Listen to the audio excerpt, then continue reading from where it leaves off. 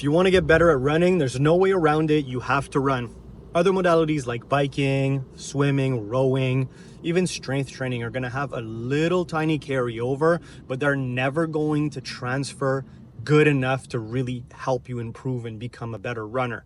We're going to talk about why in this video, and it all has to do with the principle of specificity. Specificity basically means that you have to do the thing you want to get better at in order to get better at it. More specifically, when it comes to the adaptation that you need to get better at endurance, we put them typically in 3 different buckets. Number 1 is adaptations that relate to your respiratory system, which is primarily your lungs taking the air from the environment into the body and into the blood towards the heart.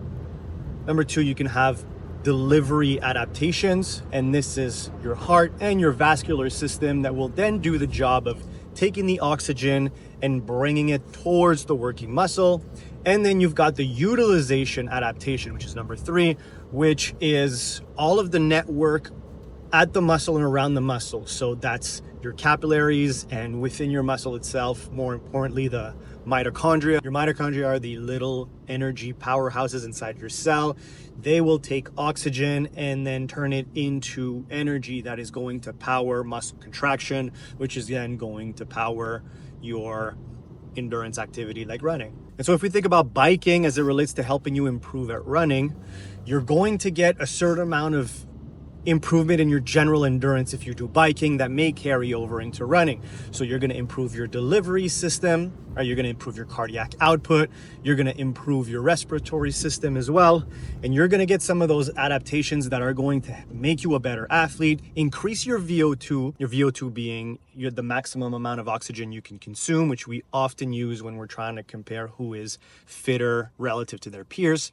So if you bike, you're going to get some of these adaptations that are going to make you a fitter athlete, but you're going to be missing some of the pieces of the puzzle from a utilization perspective that are going to be more specific to the activity of running. And we see this in the literature where they're going to take different groups of experienced bikers with a group that's moderately fit and another group that has more experience, more years under their belt, and that are fitter. And when they compare their VO2 max and biking performance, the more advanced bikers have a leg up, obviously. But then when you take those 2 groups and you put them in a running specific test, then you notice that their VO2 on running is going to be a lot more similar, irrespective of whether they were on the fitter biking group or the less fit biking group, which shows us that some of the adaptations that we were talking about are not going to carry over from one sport to the next. And the results are even more obvious when you compare something like, say, swimming and running, because swimming will be even more dominant with the upper body. So all of those utilization adaptations are going to happen even more importantly in the upper body, which has even less carryover when it comes to running. And this is where we have to bring a little bit of nuance. Obviously, if you're not really fit, if you don't have any experience doing endurance work or very limited experience, all of your system, respiratory, delivery, utilization are not going to be great and well functioning. And so when you bike and you don't have a great utilization system, you're going to get some of these initial adaptations that are going to carry over into other activities like running. But then the more fit you become, the more it becomes important for you to do running so that the adaptations that you get are going to be specific to running so that you can improve running. So to put it in simple terms, your heart is going to get fitter when you bike, but your legs are not going to get as fit for running as they could be. You're going to get some of it, but not all of it. And part of that also has to do with something else that's really important when it comes to endurance training, which is movement economy. Movement economy is all about becoming more effective at doing the movement itself, so that for the same amount of work, say running at a specific pace, you're going to spend less energy, less oxygen to get the job done because your body's more effective.